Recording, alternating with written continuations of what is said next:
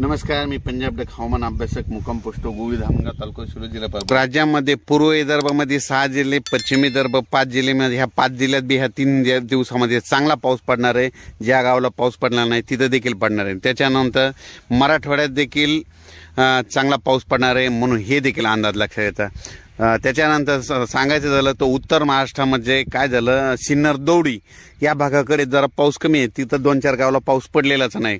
म्हणून त्या सिन्नर भागातल्या सर्व शेतकऱ्याला सांगू इच्छितो, फक्त आजच्या दिवसच वाट बघा. उद्या 21 तारखेला तुम्हाला पहाटे म्हणजे सकाळी पाऊस येणार आहे म्हणून हा अंदाज लक्षात यायचा. त्याच्यानंतर पश्चिम महाराष्ट्रात देखील पाऊस चालू राहणार आहे.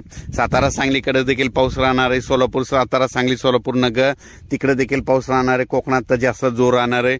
आणि सांगायचं झालं तर मुंबईला जास्त पाऊस पडणार आहे.